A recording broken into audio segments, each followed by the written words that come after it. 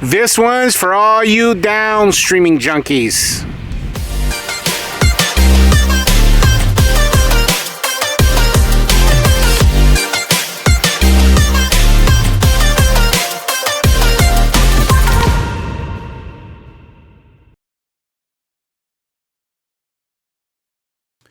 In today's episode, we are discussing how to pressure wash a house with bleach. Well, that's simple enough, guys. At Mr. Bubbles, we utilize a two-phase process. Phase number one is what you see me doing right now, which is the sauce phase, which, all we're doing here is we're going to leather up the house with a company solution. And the way you do it, guys, you always start at the dirtiest wall, and you're going to go from side to side. Never start at the middle of the wall, and you're going to go as far as you can with your ground tip, from ground to gutter. So you're going to start at the bottom of the house, work your way up with your fan tip. Then when you get to the very end here, like you're going to see me on screen here, once you get to the very end and you've gone as far as you can with your fan tip, you're going to switch to your shooter tip so you can hit the Pics and hit your fascia boards and your soffits up there and whatnot. So we're gonna do this process for the entire house. And then also, guys, the first phase is actually divided into two parts. Part one is you're gonna soap up the whole house. You're gonna sauce up the entire property.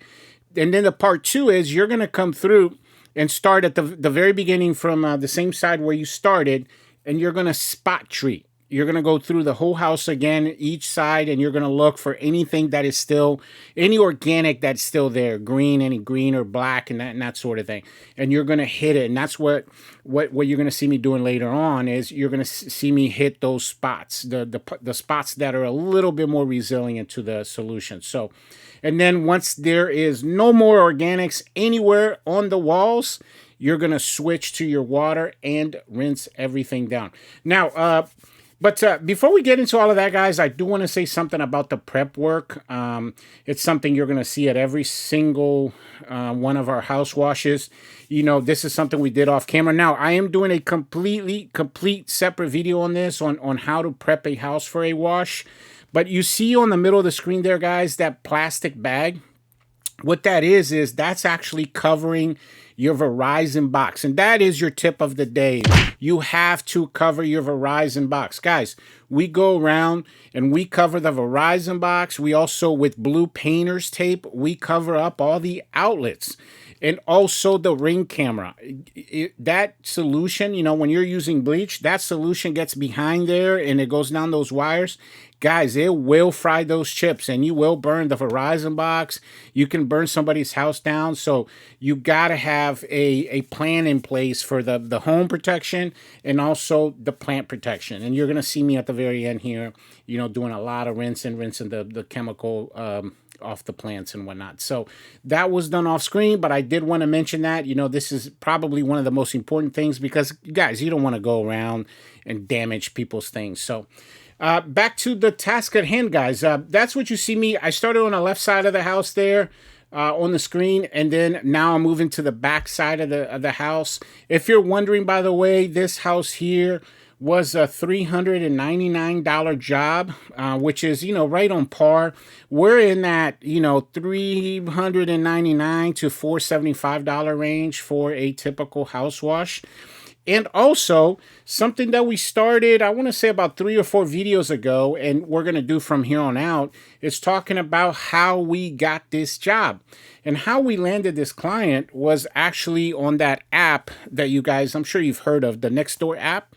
So that's a great resource for you guys to sign up there. It's free. It does cost money to run ads on there, but they're they're not very expensive, guys. I think we paid, I want to say it was like $50 or $60 for the whole month just to run one ad on there. And then, the ad goes out to the certain neighborhoods and whatnot. And that's how we got this customer. She reached out through that app. So highly recommend that. So that's what you see me here. I'm on the second side, right behind the deck there, about to go to the other side of the house. I'm still on phase one. And all I'm doing here, guys, again, I'm saucing up the entire wall. And this is very important here, guys, because the number one mistake that I have seen new guys make is that new guys will sit on that wall for 15, 20. I've even seen like 30 minutes, guys, sitting on that wall, hitting that wall with chemical. And that is not how downstreaming works. What you want to do is you just want to sauce up that wall. You just want to make sure that solution is on there. The solution has a dwell time. Basically, what that means is it has a reaction time of about 8 to 12 minutes is right on there, right around there. So when you spray that solution, it's going to take that solution about 8 minutes to kill the organics on that wall. So you spray side 1, and you just put that sauce, you move on to side 2. Spray that sauce, move on to side 3. So this whole process should take you no more than, I would say, 20 to 25 minutes for all 4 sides, not 20 minutes on one side. So this is very important that you understand that, because or if you don't do that properly, one, you're going to overspray. You never want to, put too much chemical all over the place. And, you got to always worry about plants and stuff like that. And it's just not needed. If your chems are right, if you know how to do your chems, it's not going to be needed. And by the way, that brings up a good point, talking about chemical. If you have not done so, I suggest you go into our Mr. Bubbles library and you find episode 10. Guys, this is going to be a great resource for you. Watch episode 10. In that episode, we discuss all the chemicals, the essential chemicals of the pressure washing business. So we break down your degreasers, your rust removal, SH, obviously your surfactants, all your different soaps. And what I really, really, really, really like about that episode for you guys, especially if you're new, let's say less than 3 years in the industry, is that you have a SH calculator in that episode.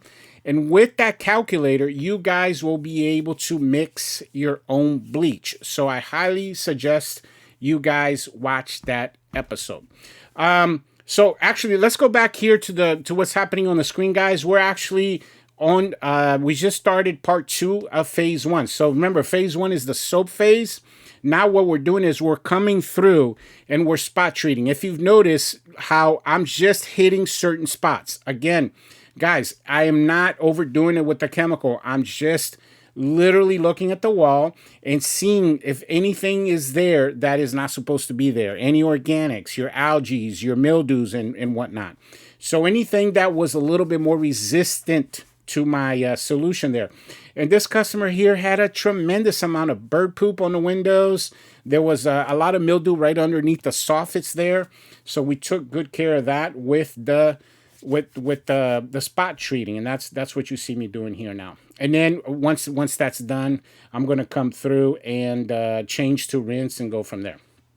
But that's what you want to do, guys. You just want to make sure you understand how that chemical, you got to let the solution work for you. Remember, pressure washing does not clean. All pressure washing will do is damage people's property. That's it. So you want to make sure, oh, guys, look, and then this is very important here for you guys. You want to make sure that you rinse off your downstream injector, and that's how you do it right there, guys. You just saw me take the siphon tube out of the chemical and put it in the water. So now we are in the rinse phase, and that's what you see me doing here. And if you notice, guys, talking about the rinse phase, you see how I started high? So the rinse phase, you want to go the opposite of the soap phase. In a soap phase, when we're saucing up that wall, you want to go from ground to gutter. But in the rinse phase, you want to go from gutter to ground. And the reason for that being is you want all that debris to flow down. You want all the chemicals from the windows, everything to flow down. And again, the objective of the rinse phase, guys, is no chemical left behind on walls, on windows, and obviously on plants. And you're going to see me here in a second. I do a tremendous amount of rinsing here on these plants. And I wanted to tell you guys a little story. I think this is something that is going to be a good learning lesson for you guys. When I was in my second year in business, I went to do a house for this lady. And I got there and, we had agreed upon, she wanted her house wash. And I told her, yeah, I can do that. And I gave her a quote remotely and I went to do the house. Then when I knocked on the door to get paid, what actually ended up happening was she was like, wait, no, I mean, you haven't done the driveway yet. And I was like, oh, well, the driveway is not part of the house wash. I thought that was just common knowledge. But she was like, oh, no, no, no. Whenever I get my house wash done, the driveway is always included. So what ended up happening to me in that house, guys, is I actually ended up not getting paid for that job. The woman would not pay me until I pressure washed her driveway. She had a pretty big driveway. This was probably a $200 driveway, and I charged her $299 for the house. So this was a $500 job with the driveway. She expected me to do her driveway. Now, the reason why I'm telling you guys that story is because I was new to the industry. I didn't really know what I was doing. I was like at the third or fourth month of my second season. And I want you guys to learn this lesson from me because I don't want you guys to make this mistake when you're out there. So it's very important. It's very important whenever you go to somebody's property that you have some sort of written agreement of some kind through email, for example. We probably about 2, maybe 3% of the customers that we deal with, we do it through email, but we actually do most of ours through texting, guys, texting. So we have like a little script that we text people now that says, hey, you know what? This is what we're doing. This is how much we're doing it for. And it has a breakdown of exactly what it includes. So for example, if we're doing the house wash, it'll say house wash includes windows, siding, soffits, fascia boards, downspouts, etc. Doors. It will, so it doesn't say things like, decks and this and that. And also, we ask people now, oh, is there anything else you would like to have done, like a driveway, a basement stairwell? Oh, no, I just need my house wash, etc. Now, what from this customer, I ended up learning. It was a learning lesson. I lost $300. But that's how I learned not to do that. And about 3 weeks after that experience, guys, because I made that change with the texting, the same thing happened with another customer. And I said, here, look, show me in text where it says that I was going to do your driveway. And the guy was like, oh, you know what? That was to a different company. I'm sorry. I didn't even ask you about my driveway. And then I told him it was going to be $200 for the driveway. And I ended up not losing that money 3 weeks later. So you see how I learned that lesson and it saved me money down the line. So I want to make sure that you guys understand that part of it. You do not, again, guys, do not go to people's houses and do anything on their property without some sort of written agreement of some kind. We do it through texting. Now, I will help you guys out. If you email me, you have to leave a comment on the comment section down below. But if you email me, I'll send you a little script of the text that we use, that we send to our customers to help you guys out. So anyway, back to our house wash here, guys. You see, look, you see what I'm doing on the screen here, guys? Watering the plants. I'm rinsing off the chemicals off of the plants. So first, I took all the chemicals out of off the wall. And then now I'm just hitting all of the plants. And I always say this to new guys as well. It's okay. I mean, you don't want to go out of your way to get chemicals on the plants. I mean, that's not ideal. But you're always, you can't control overspray and whatnot in the chemical. When it comes down from the siding, it's going to hit the plants anyway.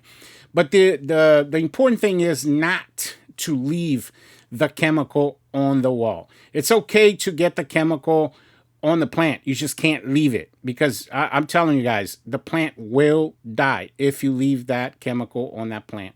So this is very important, because nobody wants to get that call. You're at home relaxing with your family on your day off, and you get a picture of a bunch of dead plants, and customers like WTF, or worst case, even what if they go on Google and they trash your company on Facebook and Google? So you don't want to be doing stuff like that, guys. So make sure you're being a professional. I always say this: if you want to make what professionals make, you want to make sure that you play the part of a professional, and this is what this is, right? So yeah, there you have it, guys. I mean, really, downstreaming a house is, I would say, in my opinion, probably the easiest thing that we do in the pressure washing business, to be honest with you. I think it's one of those things that when you learn how to master it, it is so simple to do. And, in my personal experience, it takes about, you want to get, I would say a couple hundred houses under your belt for you to feel super comfortable with it. Oh, and by the way, I meant to mention this to you guys. I know you guys, some of you guys don't even have pressure washing businesses yet, but you're in a research phase of it, which is great. Watch videos like this and other content creators in the industry. And if you are wondering about equipment, I suggest you watch episode 2 in our archives there, because I'm using that same truck here to do this job. And I will put up a website here for you guys now, Zoro.com, guys. This is where I got this hose that I'm using. Awesome hose. Guys, I highly recommend you guys get this pressure washer hose because it's super lightweight. You're out there when you get to the level where you're doing 4 or 5 houses a day, guys, you do not want a heavy hose. And we've been using this hose for about a little over 2 years now. So we switched all of our trucks to this hose, and we absolutely love it. And I highly recommend it. You buy, it's the 3/8 hose. It's single wire. So just put that in the search bar. 3/8 pressure washer hose, 1 wire, and it'll come right up. And pick yourself up 2, 3 of those, and it's going to work really, really great for you. And any equipment really that you guys want, I have a bunch of stuff in the link, in my description, a bunch of links to different equipment that we use in Mr. Bubble. So I highly recommend you guys start building your arsenal, upgrading your equipment little by little. That's how I did it. I always tell guys, my first pressure washer I had was a, it was like a $50, I can't even remember any specifics about it, but it was a $50 pressure washer that I bought on Craigslist. And I don't even think Craigslist exists anymore. But, make sure you guys are using good equipment out there, and, watch that episode 10 so you'll become you'll have some chemical knowledge. And then just get out there and practice. That's all it is, guys. Just practice, and practice. The more you practice, the better you'll get.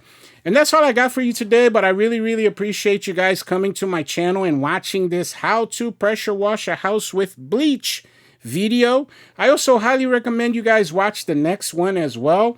Guys, in that episode, we are discussing the do's and don'ts of the pressure washing business. And let me tell you, I got some great information in that one. Guys, that's one episode you do not want to miss. But thank you very much for watching, and I'll catch you guys on the